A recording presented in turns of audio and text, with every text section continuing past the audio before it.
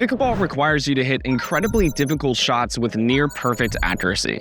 But it doesn't have to be so tough, because we're going to break down the most important shots in pickleball and how to do them better with the easiest hacks in the book. And to show just how simple it is, we brought our friend Scott with us. He's going to be learning everything as we go. He's going to be amazing. Let's do it. All right, Scott, our first hack is coming on the two-handed backhand. So you told me you wanted to develop one. Do you have one currently? No. All right, awesome. I mean, my two-hand backhand at the kitchen line dinking is fine. Mid-court to a third shot drop is sufficient, but as far as to drive the ball, it's everywhere. What's your background athletically? Just played baseball and basketball. What I'm going to do, I got just 5 balls here. I'm just going to feed you a ball kind of like that. And I just want you to take a two-handed backhand, hit it to Caleb. We just want to see what you got.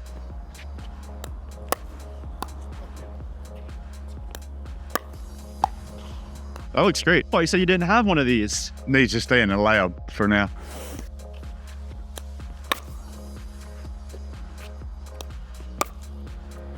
All right, I see a couple things right away. First thing I want to check out is your grip. So can you just grip the paddle for me as you would hitting a two-handed backhand? Yeah, I think that looks good to me. I just wanted to make sure that, you had your hands in the right spot. I also put my finger across the back. I think it's really important. One thing you can mess with individually is moving your finger up like this. Some people that are really good, they do this. Some people do this. Some people do this. But I think having it comfortable, and for most people, this is probably good. The biggest hack, which I think you're already doing, is on your two-handed backhand, keeping your paddle tip down. You kind of come back more straight with the paddle edge, and then as you make contact or right before it, you let the paddle tip drop, and that allows you to brush up and over. Okay, so that's the biggest hack that I wanted you to remember today, but I think that you're kind of already doing that. You feel like that's something that you're familiar with? Slightly, yes. Tried to do it on the wall at the house, but I don't get to see it, so I'm not sure how I bring the paddle back. Honestly, you're in a much better spot than I thought you're going to be. The one thing I did notice, and Caleb, you can tell me if you see anything else, but your follow through and your hips like you're talking about. So your follow through, you're finishing like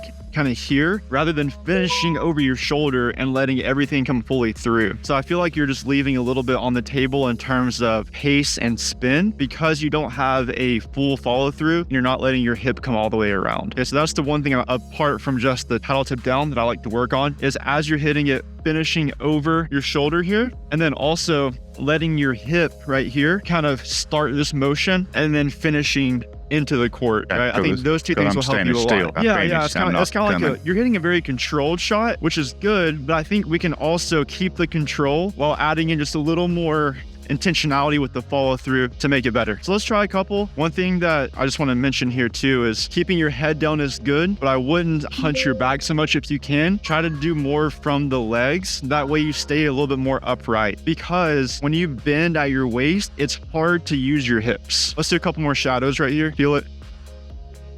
Okay. Let's just hit a couple and see how they look and good. One thing I want you to think about here is getting this left foot and try to finish in front. To follow me. Basically doing a big weight transfer from back to forward. Okay, so we just watched a couple of those shots that maybe we'll replay on the screen, but the main thing that we notice is this rolling over hard rather than finishing up nice and high, okay? And then also, obviously, your hip. Feel over top of it hard. You feel it now. Honestly, though, the result looks good. There it was. I think you'll just find that you're going to get a lot more spin when you start adding that in. In pickleball, your paddle isn't really grippy enough to catch the ball and then like throw it. So you really just only have this brush up the backside. So the more you can keep that paddle face open and brush up high like that, the better spin you're going to get. Anything else you wanted to ask just while we're here on this before we move on? I get stuck transitioning. I hit my feet a lot. Hit your feet a lot, okay. I don't know if I need to lean forward more with the ball. I love that part of the game because it's fun, hard to get resets. Okay. I tend to lob the ball more if they've hit it real hard, pushing where I shouldn't be pushing, and I need to be more catching. Well, this is perfect because our next thing is transition defense from Caleb. Scott, what I want to do first is exactly what we talked about. Let's just see where you're at in the transition zone. Let's do it. So I'm just going to stand up here at the kitchen line, and I'm going to have you stay at the back, and I'm going to feed a ball. I want you to just, as if you're in a point, work your way to the kitchen. Let's just see how you work through the transition zone and how that goes. Nice.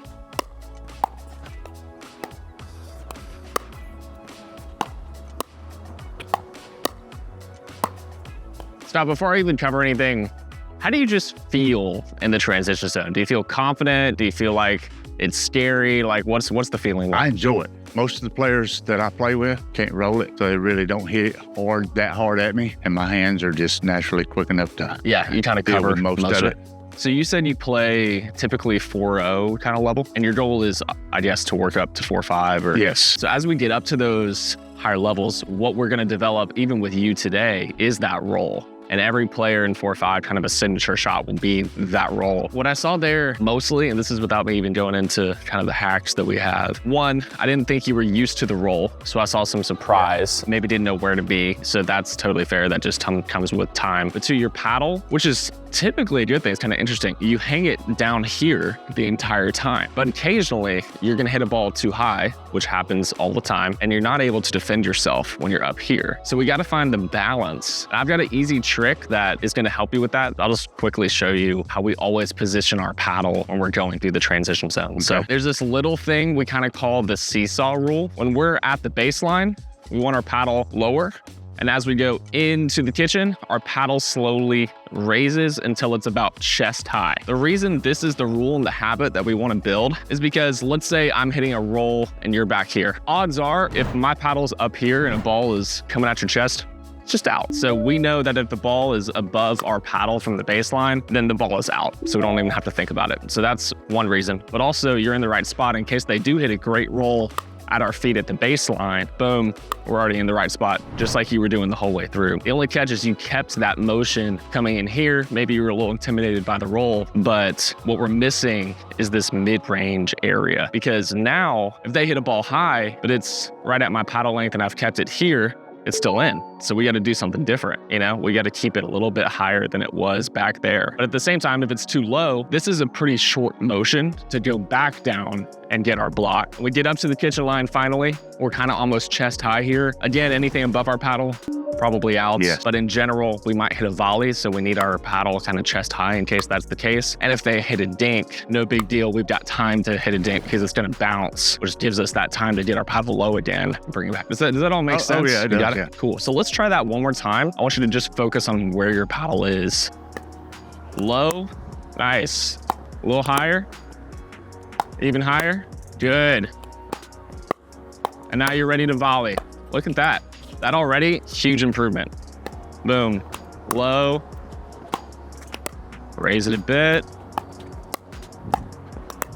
Scott, you're like a different beast. Look at that. So we just covered where to put our paddle. The next big thing, since I think readiness is kind of the biggest thing that we're working on and also kind of gets us to those higher levels. So let's focus on the easiest way to get ready in pickleball, and that's just split stepping. How we do that, instead of just standing here and walking our way into the kitchen, even though we're ready, we might be looking at the ball. There were some times, especially when we first tried our drills, I would hit to the corner.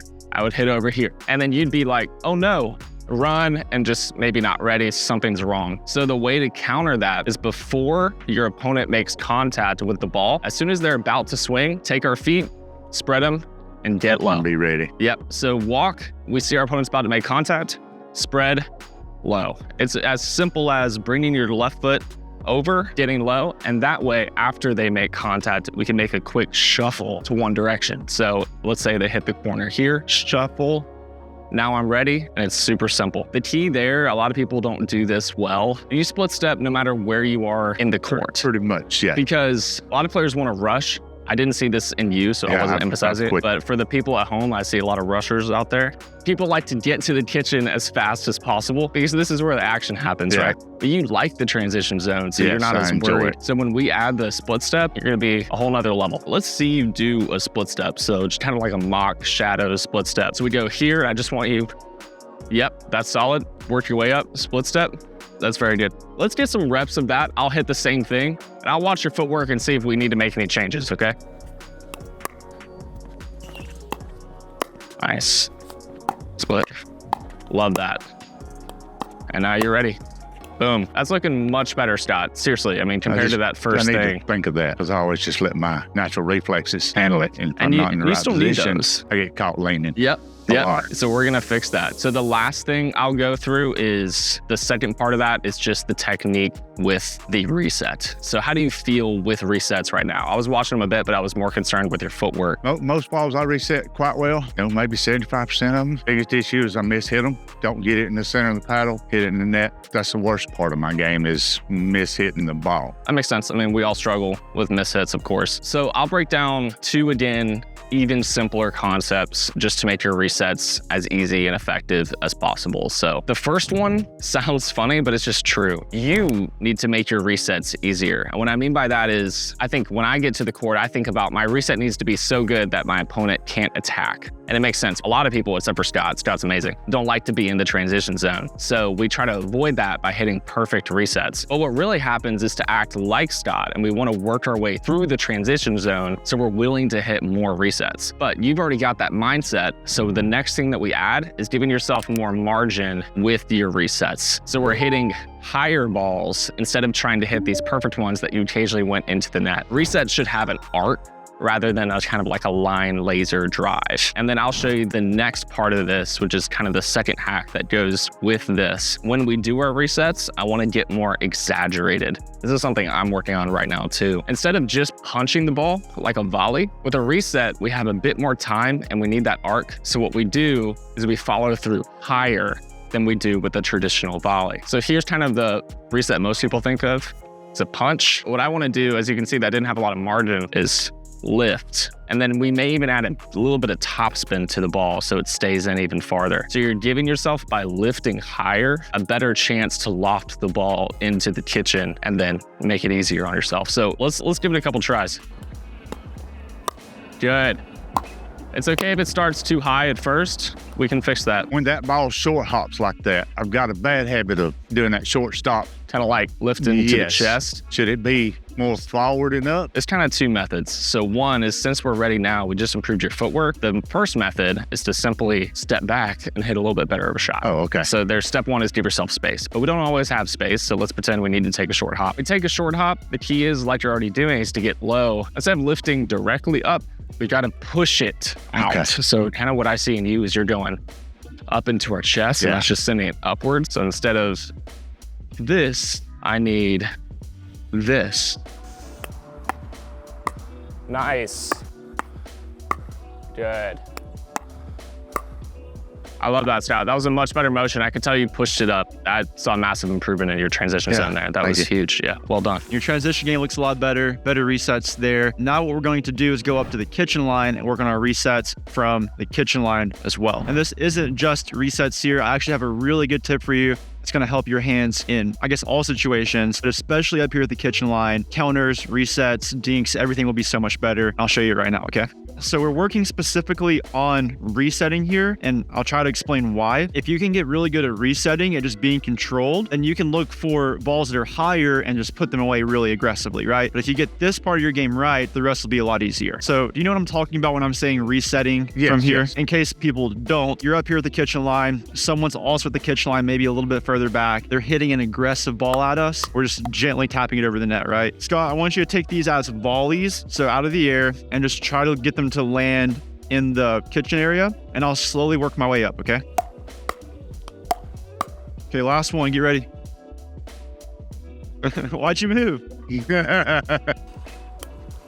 Okay. All right. So I did that on purpose. A couple things. Number one, resetting here kind of follows the same philosophies that Caleb talked about from the transition zone, is that we want to go for more loft so that we can get the ball to clear the net and then reestablish ourselves to get ready for the next shot. Okay. So more loft, right? Less pushing it. I'm not sure if it translated well to camera, but they were going deeper in the court, kind of more like punches. Can you hit just a soft one to me? Versus something like that where it's like high over the net. Oh, okay. The main thing I want to talk to you here, the big hack for you, is whenever I went to hit the ball and you went to that side, I didn't even touch the ball. And why that's important is because if I don't even touch the ball and you go to this side of your body, what happens when I hit to your forehand? So the number one hack is in these situations, don't prematurely move. Don't guess where I'm hitting the ball. You can anticipate where I'm hitting the ball, but don't take a full-on guess. I don't know if Caleb mentioned this concept, but it's really true up here, especially, is we like to take the tip of our paddle and keep it pointed at the ball. Okay, and that just keeps us engaged in the rally. And then to take it a step further, I like to turn my paddle slightly to the left, or if you're right-handed, to the right. Just more emphasis on my backhand, because I can defend most things with my backhand, whereas my forehand is harder, right? And I think you've already figured that out, and that's why you naturally tend to go way over here. I have a tendency to get flat with that paddle, so the tip needs to be higher as I'm preparing for the shot. Yeah, I would say almost neutral, but I do go a little bit higher. The reason why in general is because if they hit to my chest, I want to be ready to respond like this. I wouldn't hit flat because look how much my wrist hit. I get caught. I wouldn't hit flat. And what we want to, I guess, lean toward or lean into is the most threatening shot. So the most threatening shot to me is one that's around my chest right here. If they hit to my feet, I have plenty of time to get lower, right? So I want to make sure that I'm trying to anticipate the most, lethal shot and then prepare for that one. Working on, again, just resetting here, trying to avoid that movement. So in this, I'm going to catch the ball every time to start, and I want you just to reset your paddle back to pointing at the ball, okay? Paddle at the ball, paddle at the ball, paddle at the ball, paddle at the ball. All right, here you go. Here. Good. Yeah, that's the one that's threatening, right? It's higher, so you got to be ready to get there, which you were. Okay, lean on that forehand a bit. That's it.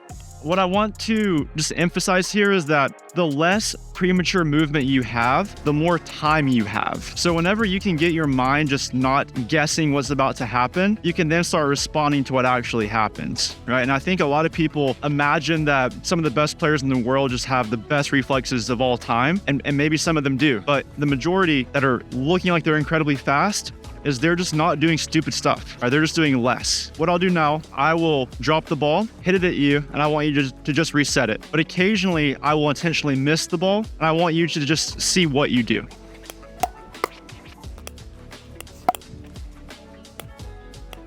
Better. Slightly. Nice. We kind of got away from the main point of this segment, which was resetting, but I wanted you to just take a moment and look at that, because that's going to help you a lot. Yeah, I've got to be better prepared when you hit the ball, as opposed to coming over here as you hit the ball. Same concept applies in the transition zone as well, but keeping paddle tip at the ball, not like prematurely guessing where the ball is going to go. Okay, last thing here. One thing I noticed in your transition zone play, when you're resetting, your tendency is to slice down on the ball, and Caleb was trying to get you to push up. I think in the transition zone, pushing up is the better play because you have less room for error, so you want to give yourself more margin. Up here, I think slicing the ball on a reset is slightly better because you still get that loft, but when the ball bounces, it stays down a bit. So here, what we're going to work on is I'll hit a ball to you, and I want you to take it out of the air and just do a gentle slice and just try to drop it in the kitchen, okay? Good. A little bit shallower. Perfect. That's perfect. Oh yeah. Last thing here. I want to get into a hands battle with you. So we're going back and forth in the air, ideally, just nice and soft. Whenever you feel comfortable, try to reset one. All right, so just taking our mindset away from like, I have to be so aggressive to now I'm going to concede, get the rally reset, and then we'll continue from there, okay? So just hands battle, nice and soft. Whenever you feel comfortable, perfect. Reset. Reset it. There you go. Good job. I used to be way down the handle. Is this your natural grip right here? Now I've come back up. That's kind of, it's a little bit your call. I get kind of squirrely if I'm way down here. I don't have as much control of the ball. Makes a lot of sense. Some people do this because they do want that kind of like very quick reflex, because the higher you choke up on the paddle, the quicker you can turn your paddle. And I see that you really like that punchy backhand. That's kind of like your thing. So this would make sense to help you do that even more effectively. The issue is we're about to go drill it, so it's good timing again. When you do drives, you're gonna lose a lot of power by being here, because we're just not utilizing all the weight and all the momentum that comes from the bottom of our paddle. So on top of that, you're gonna lose some spin, because naturally when we are down lower on the paddle, we're forced to bring it lower and then roll Whereas if we're here, we can just smack it kind of. So I gotta find a happy medium. Yeah, at the end of the day, do what you're comfortable in. There are pros who do it. I'd say the most common way is like I have it as low as you can get it. My pinky actually almost falls off of the paddle. But if you truly find yourself just more consistent and more comfortable, I wouldn't say totally go change your game, but I would generally encourage players to go a little bit lower. Okay, speaking of, next up, let's do some drives. I've seen a lot of backhands from you already. We already worked on it. So I'm gonna kind of like target the forehand a little more. I'm gonna feed you some high balls. You be at the baseline, and I just want you to attack them. You can just drive it right back at me. Let's just see where it's at. Uh-oh. That's all right. I'm gonna hit one or two a little bit shorter, and you should come in and swing it at me, okay? Good. Good. I'll cover the first thing. This is for everybody. If you want to be better at drives, step one is just getting low. So Scott, we already taught you the split step. We're gonna apply that same method to our drives. So I kind of saw that same walking motion we talked about earlier. Split stepping is not just for resets. It's also for before your opponent hits the ball. We need to be ready to hit a drive in the same motion. So if you add that split step in, it forces you to get low. You're also more likely to move in a better way towards the ball. So I saw that missing in our little drill here. But for you specifically, really two things. But the first thing is I felt like you were hitting the ball close to your body. You were kind of like almost T-Rex arming. I wouldn't say fully here, but kind of like shortchanging yourself rather than getting away from the ball and hitting it with as much leverage as possible. So what happens when we bring the ball close to us is we don't have any way to generate topspin because we've already bent our elbow, right? So you didn't generate topspin. You likely just drove flat. But when we get it away from us, we have time to roll and follow through. Because I just use the fact I've got a strong wrist. I don't get a lot of follow through. I don't get a lot of nothing. I go flat through it right here hard. Exactly. So it all comes from that crux that we're hitting it too close to us. So you also mentioned that your balls were going too high. The reason for that is because your margin of error is so low. When you're hitting flat, you have to hit at the perfect angle for it to even go into the court. And that's really hard. Yeah. So what I want to do is change it. Step one is getting it away from you. And then we'll do step two, keep it short and sweet. We'll add in the follow through and get you the top spin that you need, okay? The reason I led with split stepping is because it starts with the split step, because your feet have to be in the right spot in order for you to make the footwork necessary to get away from the ball and make contact. So let's get a couple feeds going. I'm gonna feed you some balls. I'm gonna try my best to keep it away from you, but you might have to move a little bit. So here we go. Nice. Even farther away. Better. I saw a little bit more arc there. Nice. Scott, I also saw you do something good there. Instead of hitting a forehand with your chest towards the other side, I saw you turn your chest this way before making contact. That's a good habit. So typically in order to generate topspin and get some power, we're not gonna wanna be facing our chest towards the other side. We're gonna wanna see the ball, and as the ball comes past us, track it with our chest, and then in the follow through, we bring our chest back to the other side. All right, Scott, I'm gonna feed you a couple drives. Let's knock them out. Much better. Good. Did you see some spin on that ball? I saw some spin on that ball.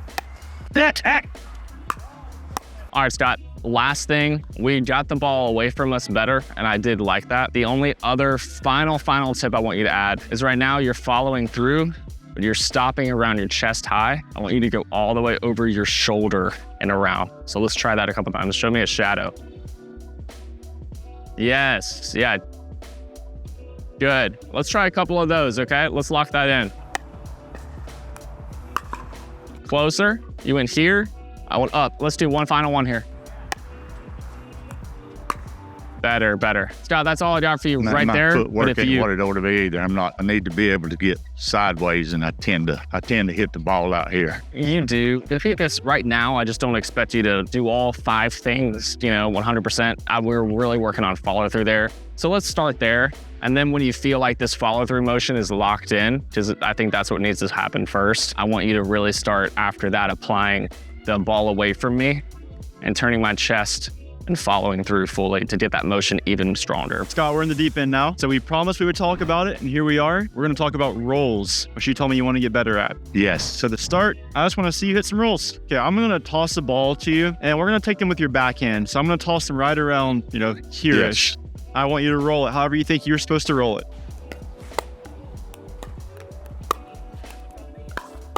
All right, got some stuff to work on. That's exciting. I feel like when I hit them, the best is it feels like throwing a frisbee more than rolling over top of it. Yeah, well, let me just show you what you're saying, because I think what you feel and what's actually happening are probably slightly different here. So the motion you were showing me is this. Like if I ever hit the ball like that, I mean, it's just gonna go straight down. The only way we can get loft on this ball is to get below it and then brush up it, right? That's how you're gonna have to hit it. And I think maybe that frisbee motion is you talking about flicking your wrist. I think that can be really useful. Initially though, we wanna try to avoid that just until you get the motion perfect, right? So let me talk to you about this. What I want to start by doing, so pinch the ball right here.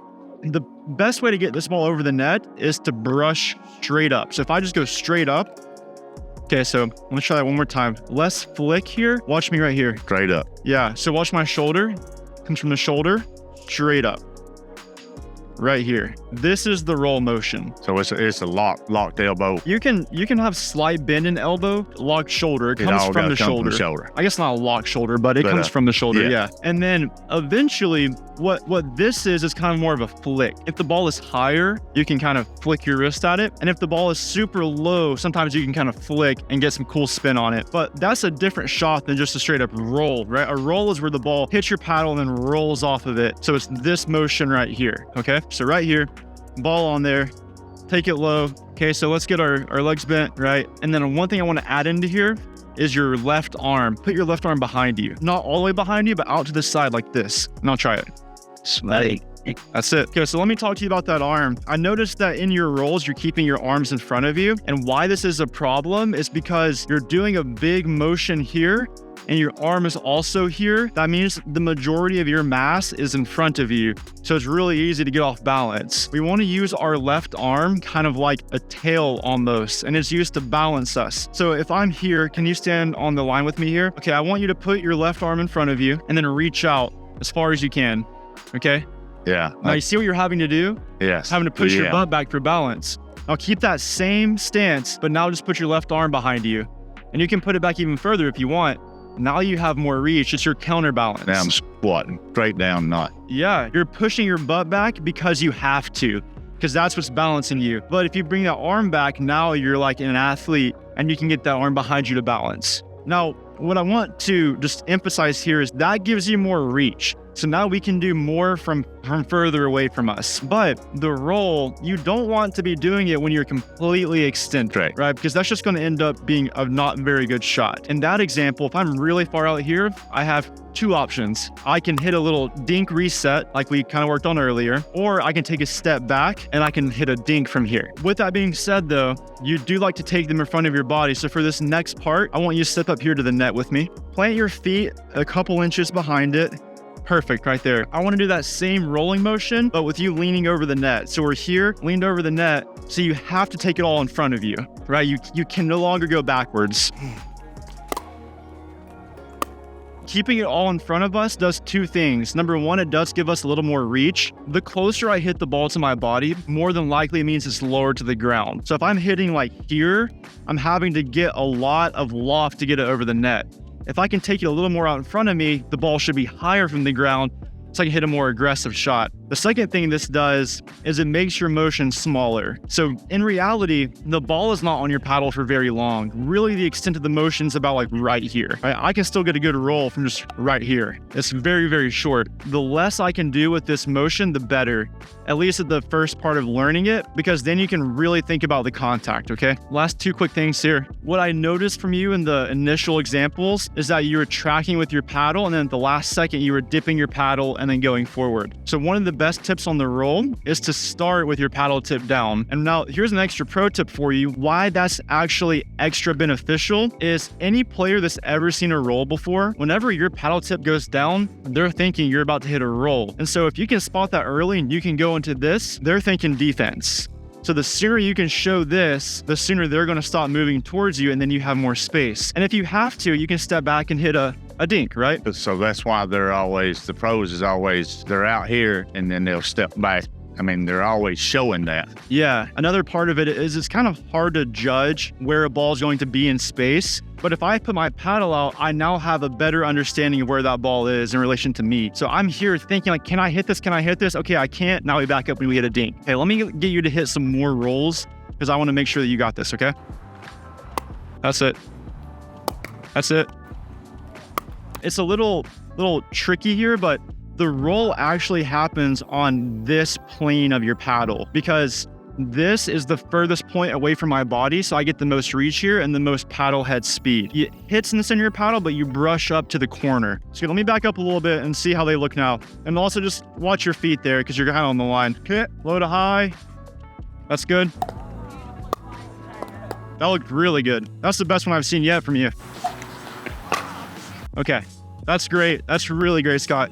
I want you to know same thing applies on your forehand, all the same techniques, but don't want to have to go over all that. So it looks really good. Any closing thoughts from you? Anything that you need from us or things you want to mention? No, I just appreciate you taking the time with me. Thanks for being here. What was most helpful? Videos. Probably that drive because I couldn't understand how I was messing that drive up. I mean, I had to hit my drive 3 or 4 inches off the net. Yeah, it's really hard. And it's still on the back line. I have a bad habit of running forward and still hitting it just all wrist. There's just very little arm in it. Okay, great. Well, I'm glad we helped. Now you know how to transform your game with these simplest tricks in the book. And thank you so much, Scott, for being here. You were awesome. If you guys liked this video, there's another video over Scott's face right now.